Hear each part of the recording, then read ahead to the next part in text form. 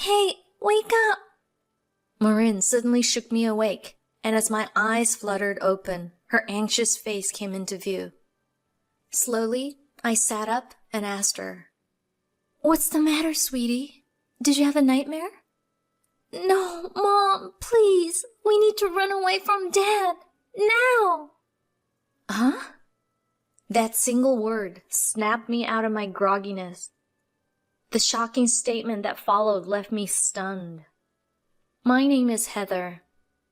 I'm a typical 35-year-old, working while raising my 7-year-old daughter, Marin. She's a delightful and precious child, though a bit quirky, even magical in some ways. "Mom, you forgot your umbrella!" Marin called out as I was about to leave the house. Huh? The day's forecast was partly sunny with clouds. It was a day with many clouds, but patches of blue sky could be seen here and there. "It's fine. There's only a 10% chance of rain today." "Mom, you're going to get soaked. I saw it in a dream. Please take an umbrella." Reluctantly, I took the umbrella she handed me and headed to work, only to encounter a sudden downpour just before I was about to head home. "No way," I muttered as I walked in, drenched, only to find Marin's equally wet umbrella in the stand. "Welcome back, Mom. See, I told you so." She greeted me proudly. Ever since she was little, Marin had this uncanny ability to predict the weather or guess what we were having for dinner. It wasn't exactly psychic, but it was certainly unusual. Because of this trait, she sometimes stood out when playing with friends, but it didn't seem to bother her at all. We, as a family, have always embraced it as part of her unique character. More concerning to me was my husband, Kevin. We met through a matchmaking agency. Back then, I was all about my career, a real go-getter without much experience in dating. Frustrated, my parents pushed me to sign up. Kevin was even more handsome than he is now, and a feminist. I fell for him instantly. Our relationship smoothly progressed to marriage, and now we've been married for 10 years. Lately, he's been coming home late, sometimes even coming back in the morning. Marin's older now, but she's still 7. The burden of managing housework, childcare, and my job without his help has been overwhelming. When asked, he'd say, "Times are tough, and I need to save as much as I can for our daughter. You never know what might happen, so I have to work hard." When he said it was for our daughter, I couldn't argue, so I found myself juggling work, household chores, and solo parenting every day. One day, Kevin came home early, looking troubled. Keeping Marin away, I asked, "What's wrong? Something happened?" "Actually, I want to quit my job." "What?" This was completely unexpected. After Marin went to bed, he explained that he was struggling with workplace relationships and no longer found his job fulfilling. "Please, I can't take it anymore. Once I feel better, I'll look for another job, and in the meantime, I'll take over the household chores." Honestly, I didn't want him to quit his job, but it would be pointless if he pushed himself to the point of breaking down. All right. Reluctantly, I agreed to his request. Soon, I took on more work, and he became the homemaker. His cooking and cleaning were more haphazard than when I did them, especially the meals. I'd come home around 9 p.m. after our daughter was already asleep to eat my husband's cooking. He made a lot of deep-fried food, and the seasoning was so strong that I needed water. The first time I tried it, I couldn't help but confront him about it. "What is this? Did you feed this to our daughter too?"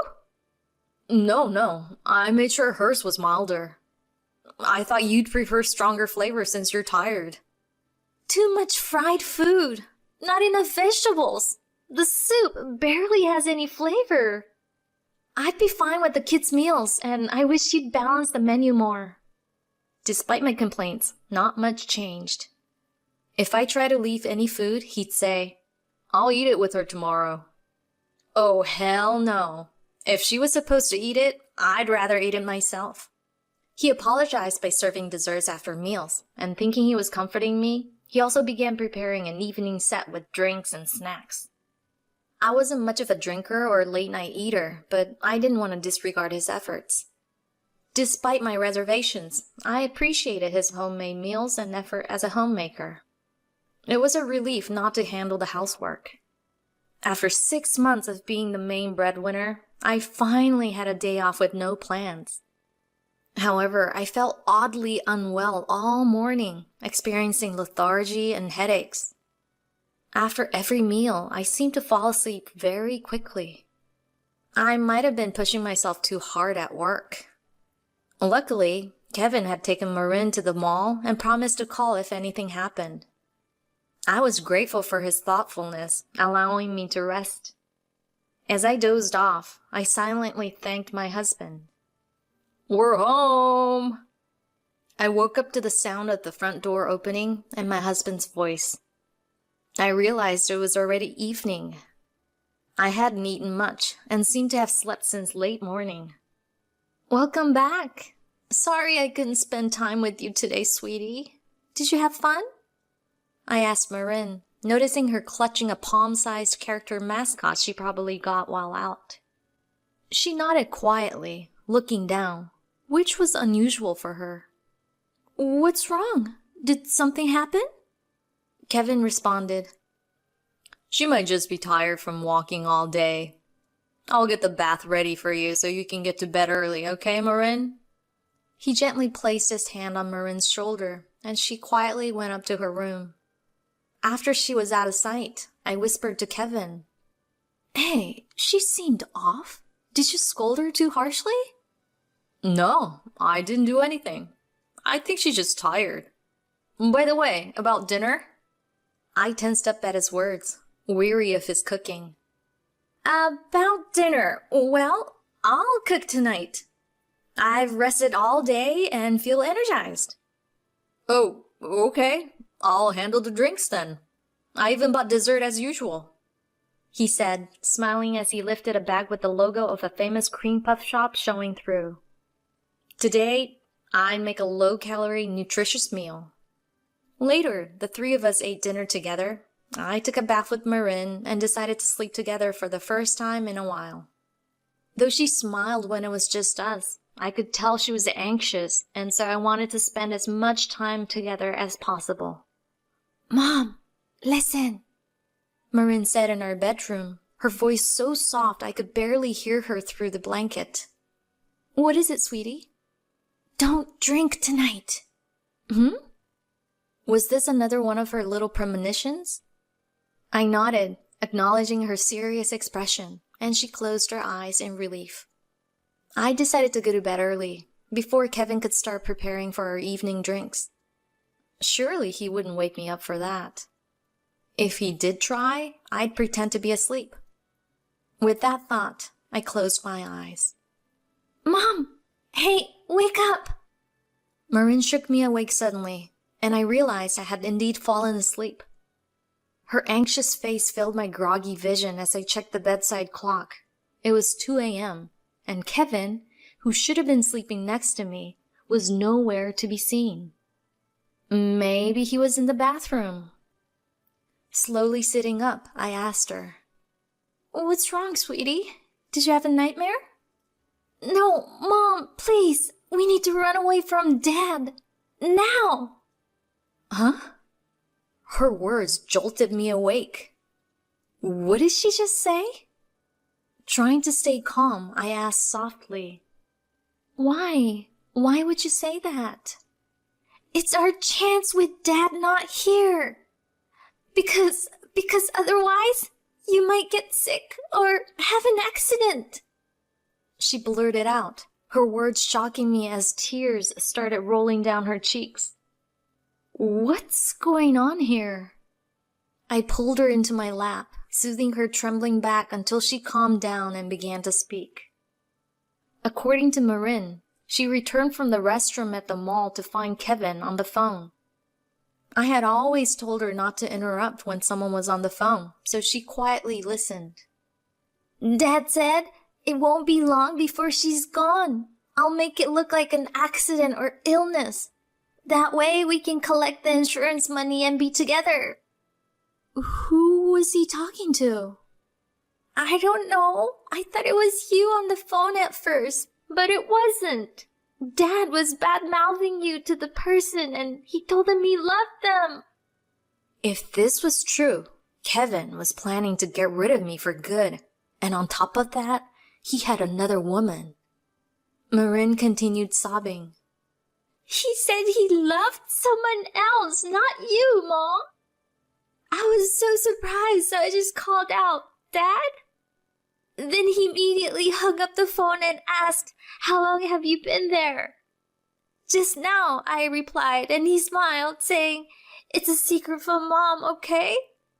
If you don't tell, you'll have a cute and kind mom.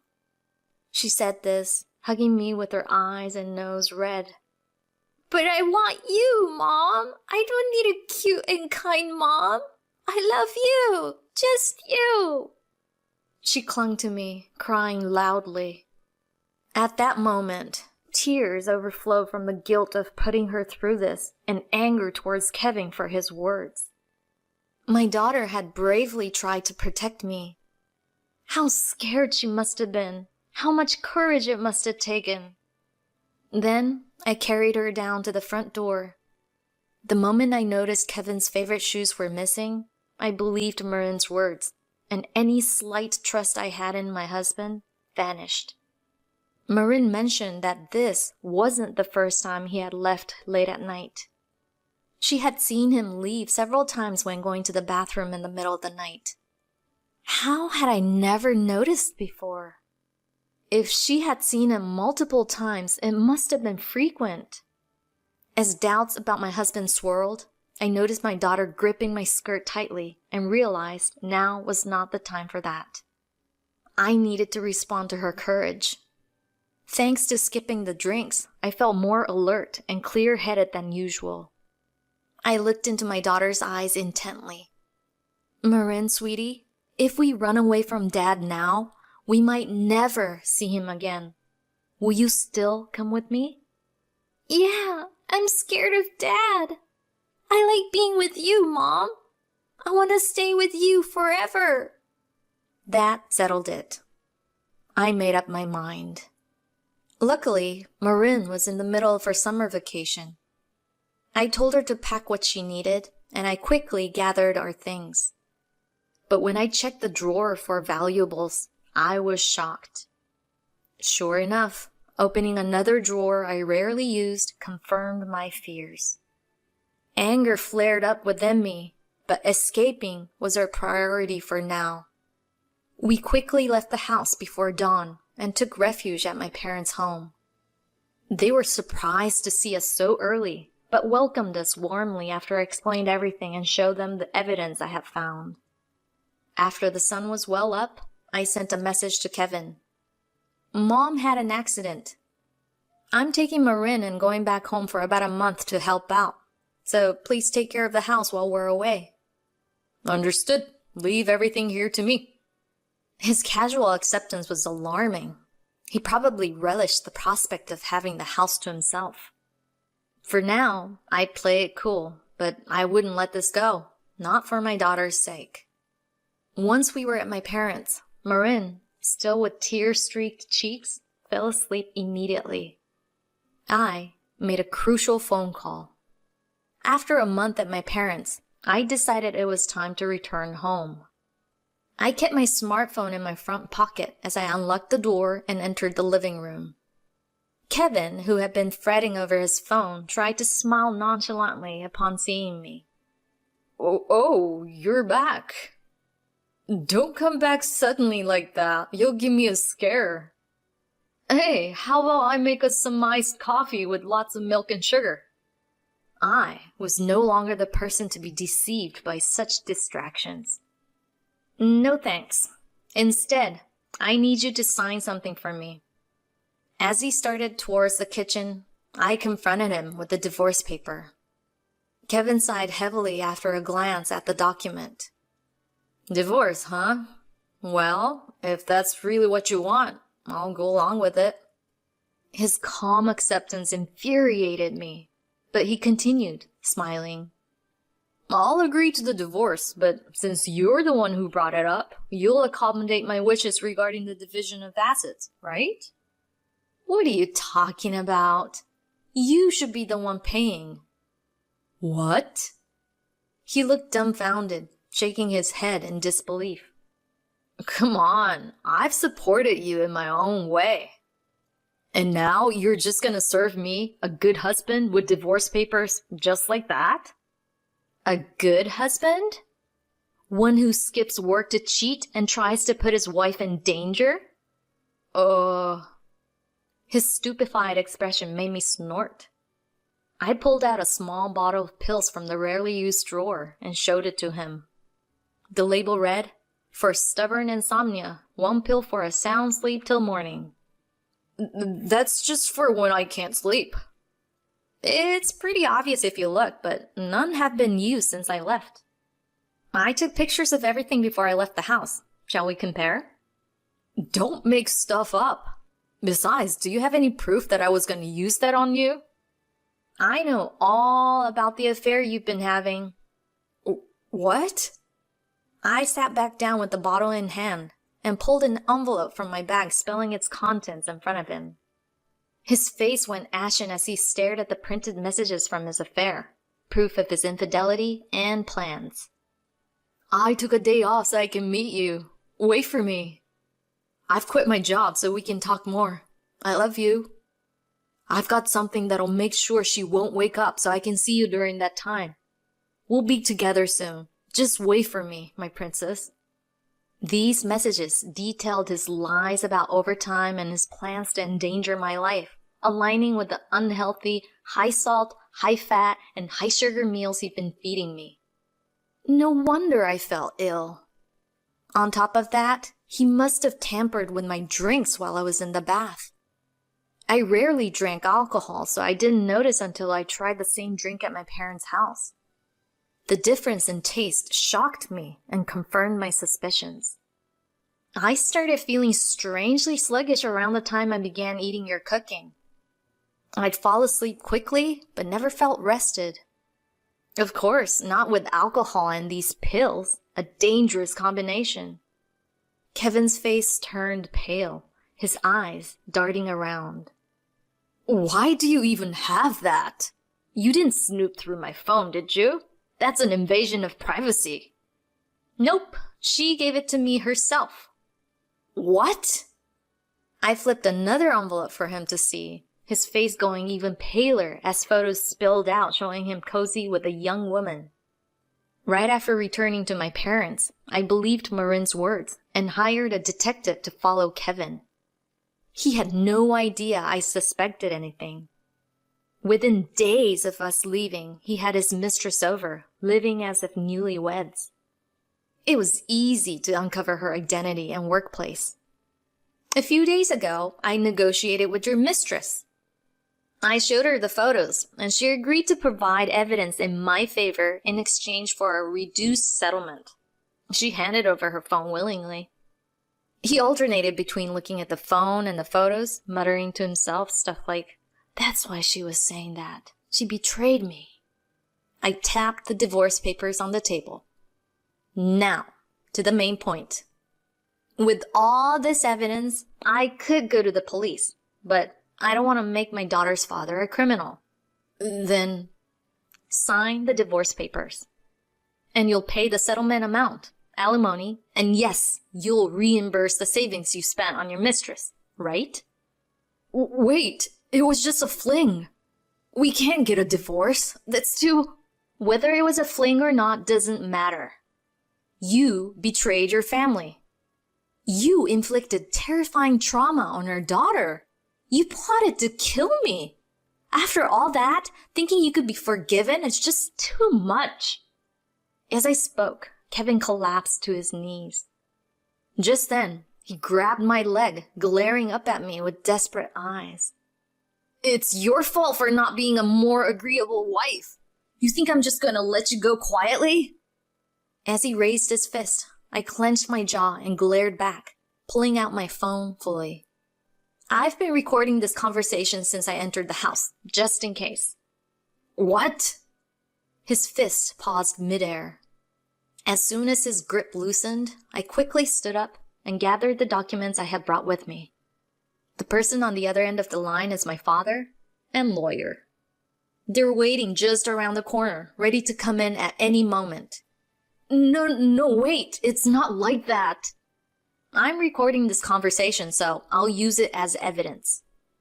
From now on, we'll communicate through our lawyers. I left my husband speechless and collapsed on the floor as I walked out of our house with my belongings. I got into the car where my father and the lawyer were waiting, sighed deeply, and called my mother, who was looking after Marin. When Marin answered the phone, she cheerfully called out to me. Mom, are you done talking with Dad? Yes, sweetie. I'm sorry, but after talking, it's clear we can't live with Dad anymore. There was silence on the other end.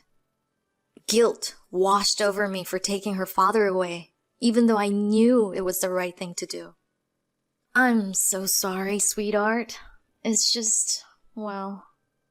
It's okay, Mom. I understand. I'm here with you now. She reassured me with a gentle voice.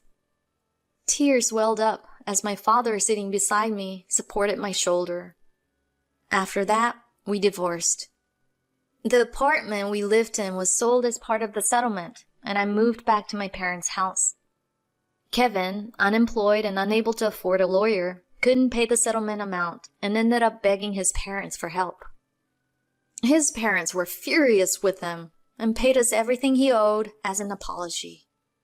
Kevin then tried to rely on his mistress, but she quickly dumped him. Unable to find a good job, he now struggles with long hours of part-time work, as I heard from his parents. Meanwhile, I started a new life with my parents and Marin. With the change, she stopped saying strange things and made good friends at our new school, enjoying her days.